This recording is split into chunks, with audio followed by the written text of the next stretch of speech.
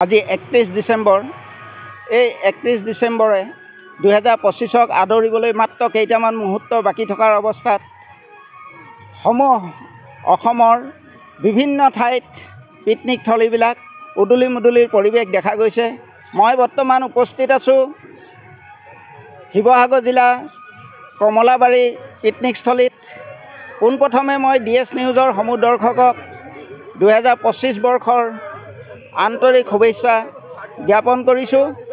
মই এই পিকনিকস্থলীত বহু লোকৰ সমাগম দেখিবলৈ পোৱা গৈছে। এই পিকনিকস্থলী এটা পাহাৰীয়া অঞ্চলত অৱস্থিত। এই স্থলীৰ পৰাই মই DS নিউজৰ প্ৰতিজন দৰ্শকক গোটেই সামগ্ৰিক পৰিৱেশটো মোৰ সতীৰ্থক এবাৰ দেখাবৰ বাবে অনুৰোধ জনাইছোঁ। ইয়াত বিভিন্ন ঠাইৰ পৰা বিভিন্ন লোক আহি বিভিন্ন বনভোজ সকলোৰে মিলি এসাঁজ তৃপ্তিৰে আনন্দ উল্লাসৰ মাজত এসাঁজ খোৱাৰ যি মানসিকতা, এই মানসিকতা লৈ এই পিকনিকস্থলীত উপস্থিত হৈছেহি। ইয়াত এই পিকনিকস্থলীৰ এখন পৰিচালনা সমিতি আছে। এই পিকনিকস্থলীটো 2011 চনতে স্থাপন কৰিছিলে কেইজনমান বিশেষ ব্যক্তিয়ে। আৰু মই প্ৰথমে পোনে যাব বিচাৰিছোঁ এই পিকনিকস্থলীৰ পৰিচালনা দায়িত্বত থকা আৰু এই পিকনিকস্থলীটো প্ৰতিষ্ঠাপক ডাঙৰীয়া যিজনক বনবন্ধু বুলি কোৱা হয়, তেখেতৰ কাষলৈ মই যাব বিচাৰিছোঁ। আমাৰ লগত আছে হীৰেণ গগৈ ডাঙৰীয়া। তেখেতৰ পৰা আমি তেখেতৰ এই পিকনিকস্থলীৰ মনোভাৱ জানিবলৈ চেষ্টা কৰিম। পোনে মই তেখেতৰ কাষলৈ যাব বিচাৰিছোঁ।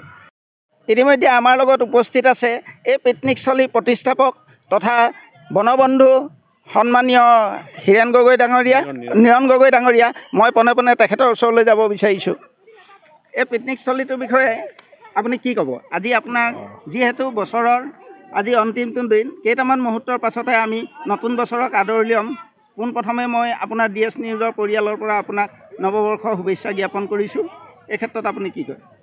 মই প্ৰথমতে আপোনালোকৰ চেনেলৰ জৰিয়তে গোটেই অসমবাসীক মই নতুন বৰ্ষৰ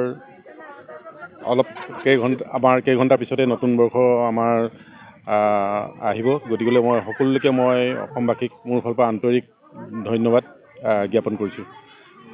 আৰু কথা হ'ল আমাৰ কমলাবাৰী বনভোজস্থলীটো অকণমান সুকীয়া এইটো কাৰণেই যে আমি ইয়াত প্ৰথমতে বনভোজ কৰিবলৈ লোৱা নাছিলোঁ। এই জেগাডোখৰ আমি প্ৰথমতে ইয়াত আমাৰ যেনেকৈ গেলেকী ফৰেষ্ট ৰিজাৰ্ভটো আমি কেনেকৈ সংৰক্ষিত কৰি ৰাখিব পাৰোঁ তাৰ কাৰণে আমি চিন্তা চৰ্চা কৰি বিভিন্ন ইয়াত সময়ত প্লেণ্টেশ্যন কৰিছিলোঁ। আৰু তেনেধৰণে আমি এতিয়া অন্ততঃ শিৱসাগৰ জিলাখনৰ ভিতৰতে আমি চিনাকি দিব পৰাকৈ এখন আমি গুটিৰ পৰা বাহনি কৰিছোঁ প্ৰায় 100 হেক্টৰমান। ঠিক তেনেকৈ এখন আমি প্ৰায় 14,000মান আমাৰ গছ আমাৰ তিতাচপা বাৰী এখন কৰিছোঁ। ঠিক তেনেকৈ আমাৰ শিৱসাগৰ জিলাখনৰ ভিতৰতে আটাইতকৈ ডাঙৰকৈ এখন ফল মূলৰ বাগিচা কৰিছোঁ। ঠিক তেনেধৰণে আমি এখন হাতী মানুহৰ যিটো এতিয়া সংঘাত, তাৰ কাৰণে চিন্তা চৰ্চা কৰি আমি হাতীৰ কাৰণে এখন খোৱাৰ উপযোগী হোৱাকৈ আমি এখন ডাঙৰ ঔটেঙা বাৰী কৰিছোঁ প্ৰায় 200 বিঘামান। ঠিক তেনেকৈ আমাৰ মুগা পালকসকলৰ সুবিধাৰ হেতুকে আমি এখন ডাঙৰকৈ চুমনি কৰিছোঁ ইয়াত। আৰু বৰ্তমান এতিয়া আমি নতুনকৈ ফৰেষ্টৰ লগত জড়িত হৈ এখন জৈৱ বৈচিত্ৰ্য উদ্যান কৰিছোঁ, যিখন নেকি আমাৰ বুটানী ষ্টুডেণ্টৰ কাৰণে সুবিধা হোৱাকৈ আমি বিভিন্ন ইয়াত ধৰণৰ গছপুলি ৰোপণ কৰা হৈছে। তাত বিশেষকৈ আমাৰ ফিল্ড অধ্যয়নৰ কাৰণে বিভিন্ন অসমৰ এতিয়া স্কুল কলেজৰ ল'ৰা ছোৱালীবিলাক আহি ইয়াত ফিল্ড অধ্যয়ন কৰিবলৈ আহে। আৰু গতিকেলৈ তাৰ পিছতেই আমি এইখিনি চাবলৈ অহাৰ পিছতেই আমি ইয়াত বনভোজ প্ৰতিষ্ঠা হৈছে। আমি 2011 চনৰ পৰা ইয়াত বনভোজ আৰম্ভ কৰিছোঁ। আৰু গতিকে ইয়াত বনভোজ খাবলৈ আহিলে এটাই সুবিধা হয়, নতুনকৈ যিখিনি আমাৰ প্ৰজন্ম তেখেতলোকে বহুত গছ গছনি ইয়াত চিনি পাই যায়। গতিকে সেই তেনেকুৱা এটা সুবিধা আছে। আৰু বিশেষকৈ আমাৰ কমলাবাৰী নাগালেণ্ড আৰু অসমৰ এটা সীমামূৰীয়া অঞ্চলত আছে। গতিকে আমাৰ দুইখন ৰাজ্যৰ ব্যক্তিসকল ইয়াত বনভোজ খাবলৈ আহে। বিশেষকৈ নগা ৰাইজৰ আজি দেখিছে আপোনালোকে যথেষ্ট নগা ৰাইজ আহিছে ইয়াত বনভোজ খাবৰ কাৰণে। আৰু আমাৰ ঠিক তেনেধৰণে অসমৰ বিভিন্ন জেগাৰ পৰা ব্যক্তিসকল আহিছে ইয়াত বনভোজ খাবৰ কাৰণে।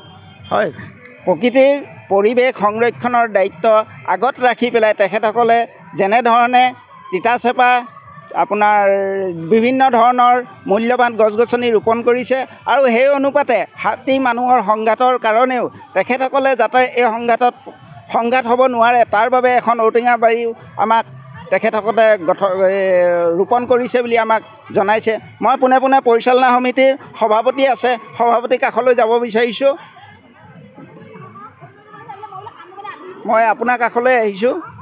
যিহেতু আপোনালোকৰ এই বনভোজস্থলীটো 11 চনৰ পৰা বা তাৰ আগতে আপোনালোকে যিটো প্ৰকৃতিৰ সংৰক্ষণ কৰিবৰ কাৰণে যিবিলাক গছ গছনি ৰোপণ কৰিছিলে আৰু কালক্ৰমত গৈ ইয়াক আপোনালোকে বনভোজস্থলী হিচাপে নিৰ্ধাৰণ কৰিলে, এই ক্ষেত্ৰত কি ক'ব?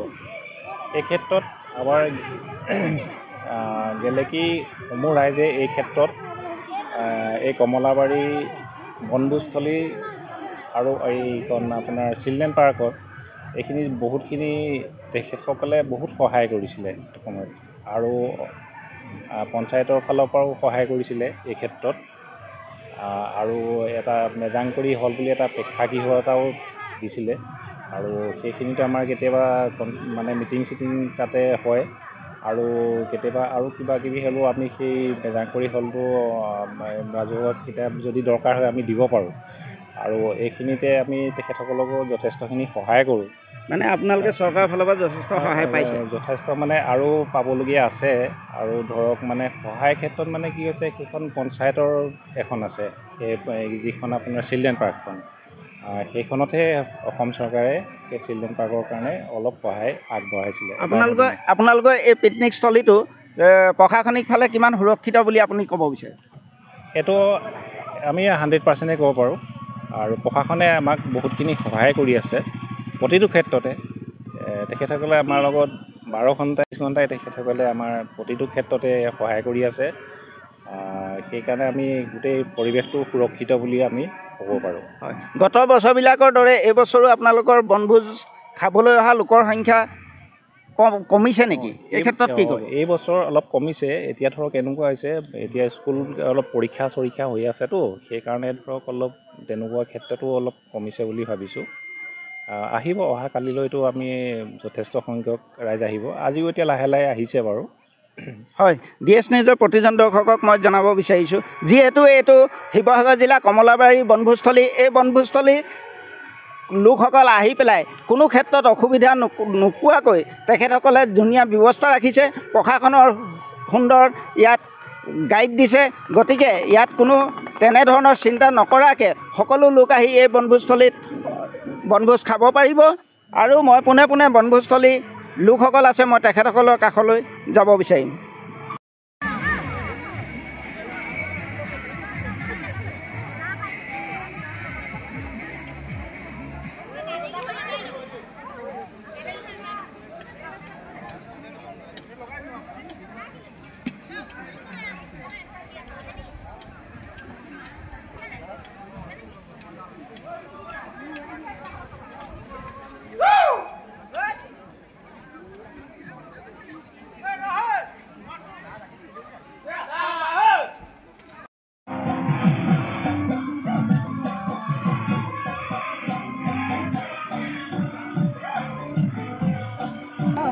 যিহেতু মই এটি মহিলা বনভোজ দল আহিছে, মই তেখেতসকলৰ পৰা তেখেতৰ মনৰ কথা অকণমান জানিবলৈ চেষ্টা কৰিম। মোৰ সতীৰ্থক অকণমান আগবাঢ়ি আহিবলৈ অনুৰোধ জনাইছোঁ। বাইদেউ, আপোনাৰ ওচৰলৈ আহিছোঁ। যিহেতু আজি 31 ডিচেম্বৰ আৰু কেইটামান মুহূৰ্তৰ পাছতে আমি নৱবৰ্ষক আদৰিম। আপোনালোক ওলাই আহিছে ইমান সুন্দৰকৈ, আপোনালোকে বনভোজ খাবৰ বাবে আহিছে, আপোনালোকৰ মনৰ ভাৱটো কেনে লাগিছে? নমস্কাৰ, আমি আহিছোঁ শিৱসাগৰ নামটিৰ পৰা। আমাৰ এটা কাটাৰিং গ্ৰুপ আছে, আমাৰ কাটাৰিং গ্ৰুপটোৰ নাম হৈছে অন্নপূৰ্ণা। মই অন্নপূৰ্ণা কাটাৰিং গ্ৰুপৰ হৈ সমূহ দৰ্শকক নতুন বছৰৰ শুভেচ্ছা জনাইছোঁ। আজি মই বহুত ভাল লাগিছে, আমি গোটেইখিনি ফূৰ্তিত ওলাই আহিছোঁ, আৰু ইয়াত গোটেই বহুত ৰাইজ দেখিছোঁ, ভাল লাগিছে। এসাঁজ মিলা প্ৰীতিৰে খাম বুলি সকলোৰে লগত কথা পাতিছোঁ, এয়াই আৰু ভাল লাগিছে। এই বনভোজস্থলীত আপোনালোকে কিবা অসুবিধা ধৰক তেনেকুৱা অসুবিধা পোৱা নাই, আমি একো অসুবিধা পোৱা নাই। আমি যিখিনি আৰক্ষী প্ৰশাসনৰ যিখিনি মানে ইয়াত দেখিছোঁ, মানে তেওঁলোকৰ যিখিনি নিয়ম কানুন চৰকাৰে বান্ধি দিছে, সেইখিনি তেওঁলোকে সুচাৰুৰূপে পালন কৰি আছে। হয়, উৎসাহ আনন্দৰ উল্লাসে নৱবৰ্ষক আদৰাৰ সকলো ব্যস্ত হৈ আছে। গতিকে মই অন্য এটা দলৰ কাষলৈ যাব বিচাৰিছোঁ। মোৰ সতীৰ্থক আগবাঢ়ি আহিবৰ কাৰণে অনুৰোধ জনাইছোঁ। যিহেতু মই অন্য এটা দলৰ কাষলৈ যাব বিচাৰিছোঁ, তেখেতসকলৰ মনৰ কথা জানিবলৈ চেষ্টা কৰিম। মোৰ সতীৰ্থক আগবাঢ়ি আহিবলৈ অনুৰোধ জনাইছোঁ। বাইদেউ, আপোনাৰ ওচৰলৈ আহিছোঁ। যিহেতু আজি 31 ডিচেম্বৰ আৰু কেইটামান মুহূৰ্তৰ পাছতে আমি নৱবৰ্ষক আদৰিম, গতিকে আপোনালোক সকলোৱে ওলাই আহিছে এই কমলাবাৰী পিকনিকস্থলীলৈ, যিহেতু আপোনালোকে সকলোৱে মিলি এসাঁজ খোৱাৰ মানসেৰে। এই ক্ষেত্ৰত আপুনি কি ক'ব?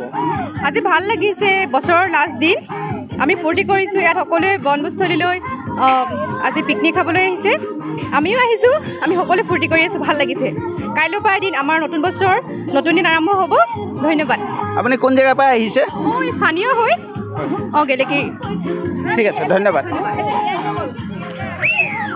গোটেই পৰিৱেশটো মই পুনৰ এবাৰ DS নিউজৰ সকলো দৰ্শককে সমগ্ৰ পৰিৱেশটো দেখাবৰ কাৰণে মোৰ সতীৰ্থক অনুৰোধ জনাইছোঁ।